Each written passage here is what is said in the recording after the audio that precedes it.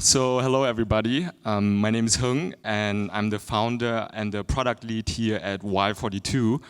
First of all, I tend to move a lot with my hands and I'm not used to holding a microphone like this.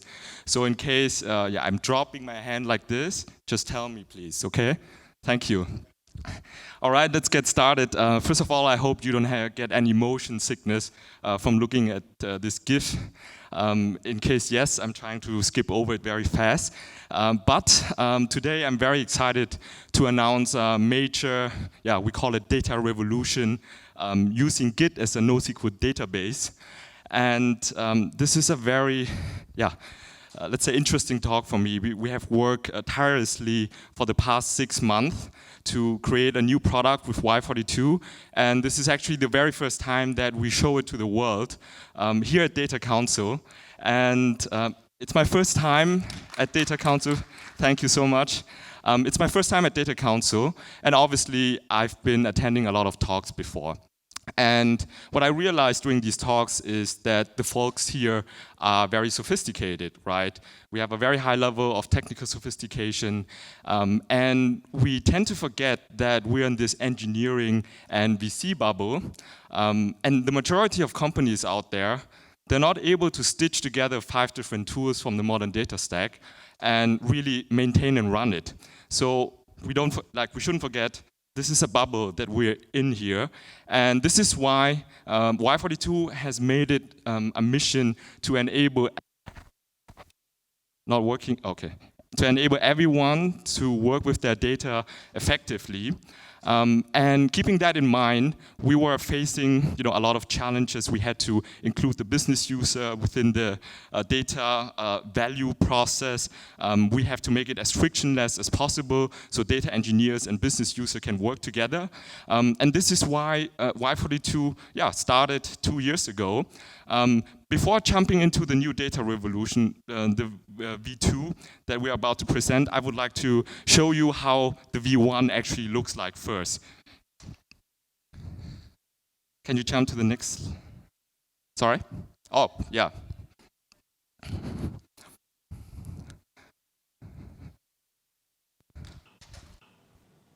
Whether you are a marketing analyst, a data engineer, or manager, in the next minutes, I will show you how you can set up a scalable data pipeline from connecting your data sources over modeling your data to automating your dashboards. Y42 removes the complexity of stitching together a data infrastructure. Hey, my name is Rebecca, and I have helped leading startups and e-commerce companies to set up their data stack in no time. Let's get started. On the left, you can see the different modules that you need to run a fully automated, scalable data platform. Integrate, model, visualize, and orchestrate. Right now, we are within Visualize.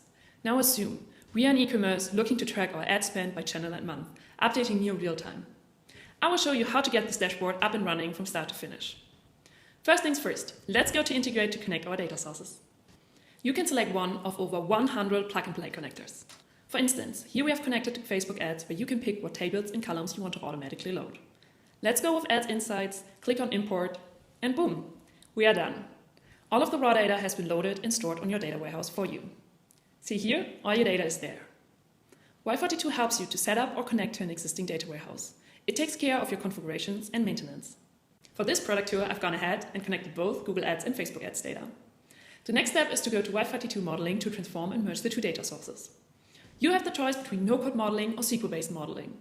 For now, let's jump into the no-code option. What you can see here on the left are our modeling nodes. With them, you can do everything that's possible in SQL. For our use case, we are pulling in data from Google Ads. We then pass the date into a proper format. In the next steps, you will see that Google Ads ad spend data is provided in a weird unit. Therefore, we will have to divide the ad spend by 1 million, which you can easily do using our functions node that works just like Excel functions. We do the respective cleaning for Facebook ads and then union the data to create the final output table. That's it. We have done with the modeling step. And just to show you, you could easily pick up on the output table we just created and use SQL to further transform your data. I will create a SQL model here, and now I can write some standard SQL to further aggregate the data. All right, now that we have merged the Google and the Facebook ads data, simply go to Visualize, select the output table you want, and build your dashboard. At this point, you've got your dashboard. However, you could even go one step beyond using our Automate feature to send your data back to your marketing or CRM tools, like you see here. With all these amazing pipelines and automations, it's easy to lose track over everything. Exactly for that reason, we have built our data lineage, where you can effortlessly trace where your data comes from and how everything is connected. But now, the final step after integrating and modeling your data is to automate the whole pipeline. Via Orchestrate, you can easily have Y42 auto-generate the entire path of how your data flows. And then you can set a near real-time update schedule. No need to write any scripts and waste precious engineering time. Et voila! This is truly the beauty of Y42. It didn't even take us 5 minutes to set up a fully automated data platform, and it didn't even have to touch a single line of code. Okay, awesome. So that was the version 1.0, which is roughly 9 months old right now. And to really sum it up quickly, what's the platform about? As you can see, Y42 covers the entire data pipeline end to end, from integration to modeling, orchestration, visualization, export, etc. And it all works on top of a data warehouse such as BigQuery or Snowflake. So with this version, we had a reasonably great amount of adoption. The NPS was quite high with 75. So we were able to, cover a lot of use cases, especially for non-technical users. But we also realized over time that we ran into quite a lot of issues. First of all, these kind of tools, right? At some point, you grow to a point where you want to include engineers within your team. And this is not very user-friendly if you have to do everything no code. I'm an engineer myself, so I would like to have everything with code as much as possible. Also next, if you take a look at our architecture, each of these tools would be a microservice that is saving the data within a relational database. In this case, everything was a MySQL database. So as you can imagine, we ran into problems like, how do we template things, right? How do we roll back certain stuff? It's very difficult using a MySQL database. How do we collaborate? Because people keep overwriting each other. So as of this point, everybody in this room would think of, well, let's just use Git, right? That's very, very obvious. And this is also exactly what we did. We just abandoned all our MySQL databases of each of these tools and just save everything in Git. Save every settings in Git, but at the same time, we're saving every status and basically every information possible within Git, making it truly a NoSQL database. So if you want to use Y42 as of right now, you would need to provide us one data warehouse, such as Google BigQuery or Snowflake, and you would need to provide us one Git repo hosted on GitHub or GitLab. And with that approach, we are also able to really include every tool of the modern data stack, running it under the hood. So for example, we have 50 of our own integrations built. We can include Airbyte within the process. We can connect with Fivetran. An Airflow run can trigger our orchestrator, and our orchestrator can trigger an Airflow run. We can connect with any visualization tool out there because the tables are inside the data warehouse. We can run dbt under the hood, and so on. So I would like to really show you in the next step V2 for the very first time and how it actually uses Git as a NoSQL database in the background.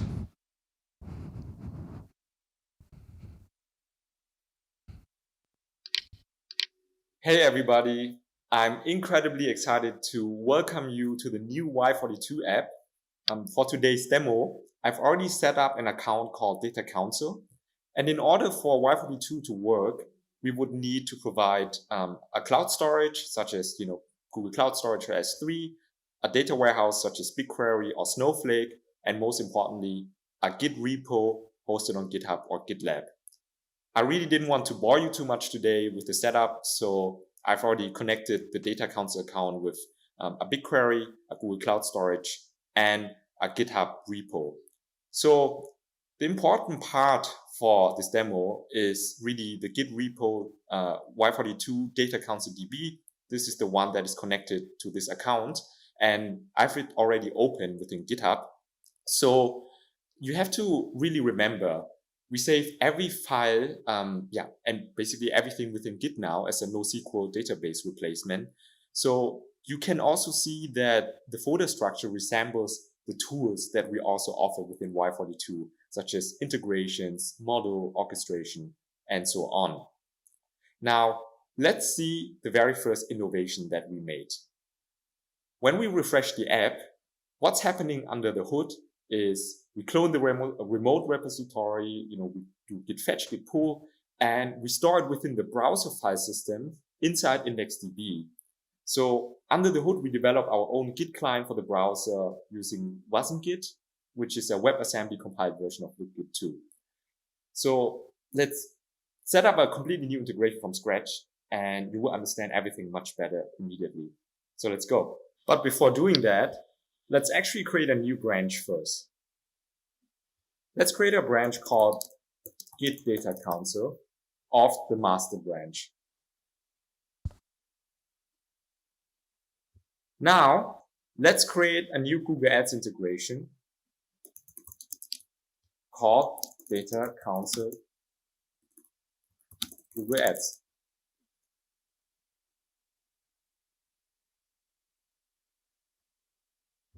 I will just show you the whole process real quick and explain you afterwards what's happening, okay? I mean, first step is very clear. Let's authorize ourselves with Google Ads first using OAuth. In the next step, we're loading all the available accounts I have connected with my Google account that I just authorized myself with. Let's start importing data from March last year and both of the Google Ads account that I have available. And the schemas have loaded successfully. With that, we have every possible table and columns available that we can import now from the Google Ads integration.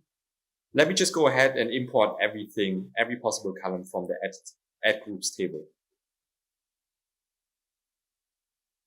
So an import job has been triggered, and we can see all the logs streaming in right now. Great, it's finished.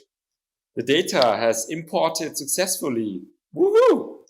Let's take a look at the data that we're actually getting from this import job. And you can see that we imported a total of 24 rows for the Google Ads table.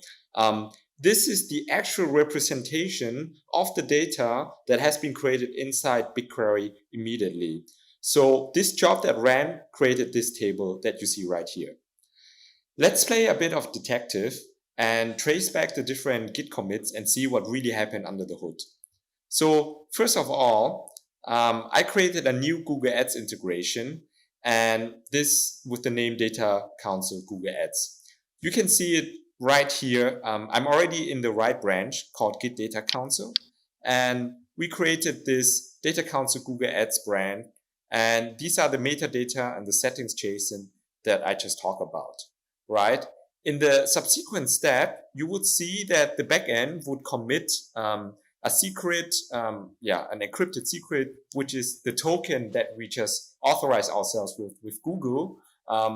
It gets encrypted and the backend commits it. The backend, the Y42 backend also commits the accounts and commits the different schema. So the schema, again, this is the collection of tables and columns that we can actually import. And let's take a look at it again. So we go to this folder, and everything within this .y42 folder has been committed by the Y42 backend, really making Git a NoSQL database replacement. Let's continue our journey to trace back what happens. After we created the table and committed it, we also triggered a job. And let's take a look at the history just from the jobs file. First of all, we see that the first time we triggered it, the Y42 backend commits a file that basically says the request that we just created, we wanted to import these columns and from this table, and the status starts off with pending. So in a couple of steps, we add more information to it until finally it switches from pending to ready. And we also know exactly what columns has been imported by now and what type it is. And most importantly, This job created a table inside the data warehouse that I already showed you. This is basically the link to this table inside the data warehouse. And yeah, you could, every file within Y42 has the full history, and you can maybe revert the file if you need it to be, or you can trace back what really happened under the hood. And the beauty of all of this now, we created this integration on the Git Data Council branch. We ran a job that, might take a couple of minutes, sometimes a couple of hours. And all of this is not available on the master branch yet. So going back right here, this Data Council Google Ads integration is not on master yet. Let's just quickly switch and really make sure, right? Now, what we're going to do is we will merge this Git Data Council branch, and we'll see all the commits. We'll merge it into master, refreshing, reloading, cloning the entire app again. And just within a couple of minutes, you see Data Council Google Ads integration is now fully available on the master branch after the merge that we did. And the table, we can immediately consume it because it has been pre-built before on the other account. And I really hope by now you understand why we are merging files, why we're merging the job statuses within Git as well, using it as a NoSQL database. Cool. That was a quick demo of how the new platform looks like. I would love to have shown you that live here, but I think it would have been logistically a bit difficult to set up my laptop all the way to the back. So sorry for showing you a bunch of videos today. Nevertheless, to really summarize what just happened, right? First of all, we built our own Git client in the browser using WebAssembly to compile libgit2.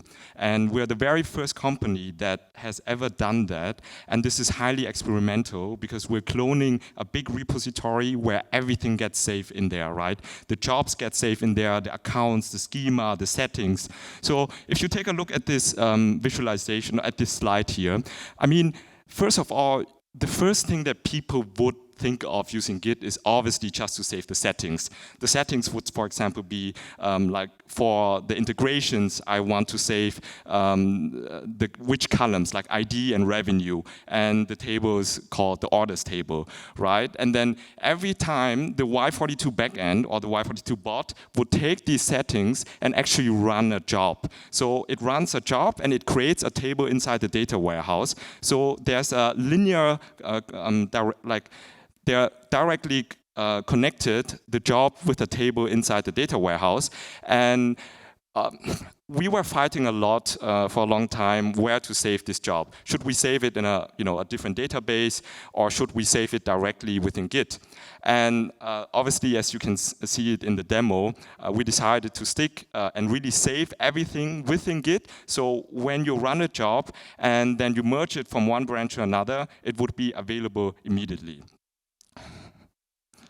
Right, but the power of Git just doesn't stop there. Let's take a look at the next demo. Now comes my absolutely favorite part.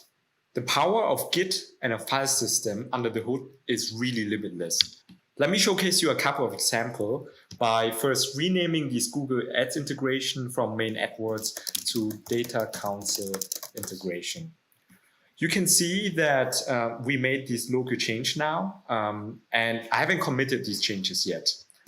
Now, I can use the built-in Y42 terminal to run any Git commands under the hood. So with Git status, you would see we're on branch master, and we just changed one file, the metadata JSON file, by just renaming it, as you see before. We can do Git stash now. So it would basically, we stash the changes and it gets renamed back to main AdWords. But I kind of like this Data Council integration name, so I will restore it. And in a second, you see it's back here. So you see there's the perfect interplay between the built-in terminal, between code, and between the UI. Now, the power doesn't stop there. We built our own Y42 CLI that can be used locally in your IDE, but in this case, in the file system of the browser. So let's check it out. We can generate stuff. So what is stuff? Well, let's take a look at the Help Center. We can generate, for example, an integration. So let's go ahead and actually do that. I know I need a name property. I will call it new MySQL of type MySQL. And voila, that's all I need using the Y42 CLI to generate a new MySQL integration. But the power doesn't stop just within the file system, the CLI, but we have all the APIs available as well. You can create new integrations programmatically. You can authorize yourself with that, even using OAuth. You can trigger a new import job. And yeah, let's just do that right now. So I've already put in the right space ID, which is the GitHub repo, this Y42 Data Council repo here. I'm on branch master right now, and company ID 141 is the Data Council company.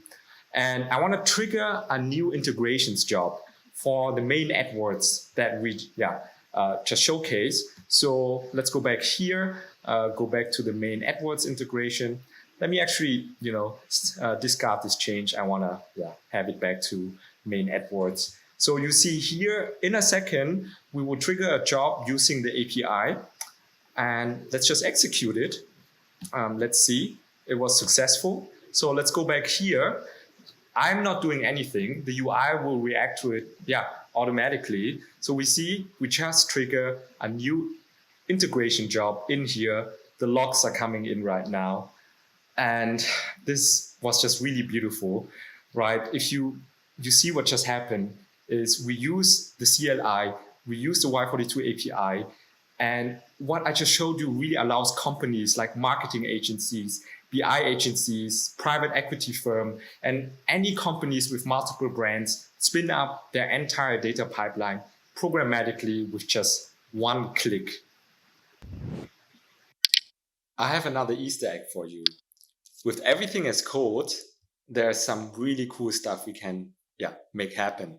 So for that, I've prepared for today a dashboard.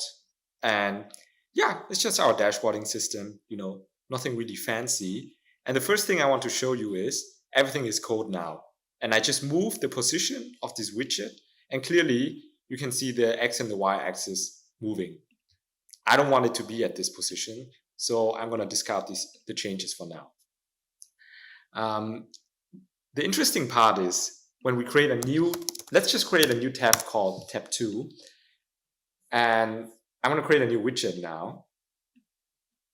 And I'm very excited to really show you guys what's happening next. I'm already connected to a data source table, in this case, a model. And I'm going to put the order created year in here, and I'm going to put the total price in here. I also know I want to change it to year and month, and I also want the total discount next to it. And I want to make the total price for now an area chart. Maybe add an axis pointer, so when we hover over it, we can see. Cool, looks fancy. Very fancy, very nice. We have the chart here. Let me commit the changes. Create and widget. Committing. Great. In the meanwhile, let's jump straight to our IDE here, to the visualization folder. Let's do git fetch and git pull. Now you will see that we created the tab 2, as you remember. So within this tab 2, we created the widget with this ID here. Let me quickly look it up. This is the widget.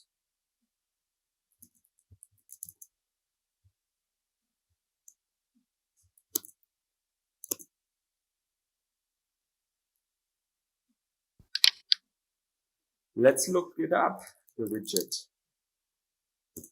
There it is. So this is the widget we just created from the UI. And under the hood, we're using eCharts as a charting engine. Made by Baidu, it's open source, extremely beautiful and powerful. But it has literally thousands of properties to bind that there's no way for us to build it all in UI. So since we have everything as code, we could take all of these properties in here and just inject them right within the IDE. You have the JSON schema up here, so everything, gets auto-proposed. How about, I'm changing the x-axis and I move it to position top. I also want, let's do the legend and change the icon to triangle. Cool. And now let's see all the changes that we made. All right, these are the extra properties. Let's merge widget changes. I'm doing it with GitHub Desktop, so you guys can really see all the very visual changes that we have been doing in our IDE. And now let's go back here. Let's fetch and pull all the changes and see immediately how the legend changes to a triangle and the x-axis moves to position top. Beautiful. Cool. Yeah, I hope you understand what just happened there under the hood. So we really enable, the whole platform becomes everything is code. At the end of the day, we can use the UI to create all of these settings. The backend commits all the files as well. You can merge that between branches. Engineers can really use this platform to code in the background. So let me just show you the last video, and then I will not bore you anymore. It's just as a full-fledged data pipeline tool, we allow the users to transform the data using our UI model or SQL model. I'm not going to go into too much detail, but to really quickly showcase you, at the end of the day, we offer non-technical user the opportunity to really transform the data using our tree or workflow builder. That is our own JSON format. And whenever an import job runs, we take this JSON and we transform it into highly efficient SQL queries to create and update a table within the data warehouse. And we're pretty confident that we cover 99% of all the use cases with SQL directly with our UI model. But for those who really want to use SQL directly under the hood, we also offer SQL model. So in this case, this is a very native SQL model integration. You can write SQL straight from the browser IDE or straight within your local IDE. So this is the repo. I already cloned it within the IDE here before. We are also halfway through integrating perfectly with dbt. So instead of writing, native SQL, you can just write Jinja, and that also just compiles down to SQL whenever a job runs, similar to our UI model. What is more, let's say, attractive of Y42 is the orchestration layer. And it is basically, like Airflow. So the user can build directed acyclic graphs. Basically, when this import job finishes, trigger the next import job, trigger maybe a webhook, trigger maybe an export or another Airflow run. And Airflow can trigger us just perfectly fine. Because everything is programmatically available within Y42, so you can integrate it with Airflow, execute another Airflow run or prefect or whatever tool you want. And last but not least, the most powerful feature of Y42 is within the all-in-one platform, we own all the metadata. So all the way from dashboard, to data transformation, to integration, we know exactly where your data are coming from, what happened to them along the way. So for example, this dashboard uses these 5 widgets, and this one widget comes from the daily ad span, and the daily ad span comes from these 2 integrations right here. And we know just every time when an error happens, why does it happen? We can trace it back. So you have the highest level of observability and debuggability possible within the Y42 platform. cool. So let's come to the challenges that we are actually facing when running Git as a database. And the first question we would always get asked is, hey, what are their performance issues, right? And this is also the first question. I don't think I can go back with the slide, right? Is that possible? Let me test it. Okay, sorry. So let's talk about the performance issue for a bit, and I just want to keep it as raw as possible. So we had a lot of internal discussions, and I'm just going to smash in, a couple of our Slack chats in here. And I think the most relevant one is the one with Chris saying, "Hey, for your information, I just tested it a bit locally with a local Git repo. I had 11,000 files, somewhat similar to the run files with 4 commits each. The repo ended up with a 12 gigabyte data on the Git folder. A shallow clone depth equals 1 was 50 megabyte, roughly the size of the files. Git GC takes a while, 1 to 2 minutes, but brings down the overall repo size to 94 megabyte while maintaining the full history. And Git GC -- aggressive is a bit slower, but brings down the size to 75 megabyte. So overall, the history is big, but we can shrink it back down to 0.0007% of its size with a single command. And there's a lot of implications. We tested the same data pipeline that one of our biggest enterprise clients would run. And using Git, when you keep cleaning up the jobs that are being saved in Git, let's say every 3 months, such as Sentry, right? And you run a lot of optimization commands and garbage collectors, then you can really get the file size down very efficiently. Also, on the picture on the top, this is the front end side of things. Git clone takes only 1.15 megabyte, and these are 608 integrations, 216 models, and 178 orchestration with 48 visualizations. So I think we are pretty much covered on that size. We are also building our own Git server, and we keep optimizing there. We can update you next year at Data Council if we really run this new product on a very big enterprise, whether we still encounter any performance problems or not. Let's go back to another problem that we have. So access control, that's also a major problem that we encounter, and we haven't solved it perfectly yet. Because what we're using right now is we don't have any IDs anymore, but we're using the file path as IDs because they are usually unique. You cannot create the same file twice within the same folder. So that makes it very difficult because then everybody that has, that is cloning this repo within the front end can basically change the name of the folder and then grant him or herself access to a data table under the hood. And this is something where, we were fighting this problem. It's a major problem. We haven't solved it perfectly yet. But what we can do and what we are in the process of implementing is, once again, our own Git server. So every time somebody would push to that repo, we know that. And what we will do is we just gonna implement a hook and see whether this user is allowed to actually make this push and, like, for example, change the folder. Last but not least, as I've already said, it is highly experimental actually implementing Git in the browser. So check out WasmGit, that's a library.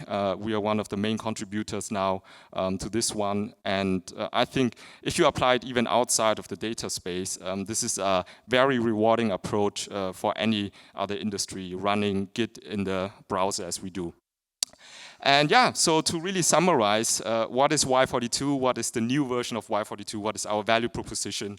Well, we use Git as a database that powers an all-in-one data workspace. And really, the emphasis is here in an all-in-one data workspace, and we remove all the tooling friction. No more stitching together or switching between 5 different tools when you set up the modern data stack. You can integrate with any tools of the modern data stack that you will need to. You have every orchestration and observability layer across the pipeline, from integration to visualization, and obviously also data lineage and catalog. Very powerful if you have all your data within one place. Next, it's also openly programmable. You can build it using the Y42U CLI. You can use the API, or you can use the UI, and it makes templating extremely easy to use. So we can pre-build end-to-end templates, such as a DTC company that wants to, or let's say a B2B SaaS that would usually use ChartMogul right now. We could pre-build all of that dashboard and provide them right off the box. And we can spin up entire pipelines with just one single click for aggregator use cases that have multiple brands that they need to manage. And last but not least, and this is also one of the most important points, why we're building Y42, we believe in a world where data engineers, data analysts, and business users work seamlessly together, because we really think that's the time when organizations really transcend collaborating between people that have different point of views. So with the Y42 platform, analysts and engineers can collaborate seamlessly using code or no code, low code.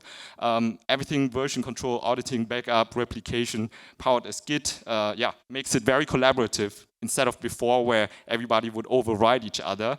We added a lot of features like Figma was bringing to the web, such as commenting, Canvas, and basically every collaboration possibilities you have right now with the modern cloud era. And so, I'm inviting you to be part of this revolution of this app. We are launching it in 6 weeks from now. You can check it out on our website, 3letter.com domain, y42.com. And I'm gonna have my office hour right after that, so please feel free to come, ask me any questions. Also, we're going to have our workshop in a couple of hours from now. So there you can, lay your hand on the new app and test it out. Thank you so much. All right, give it up for Hung from Y42.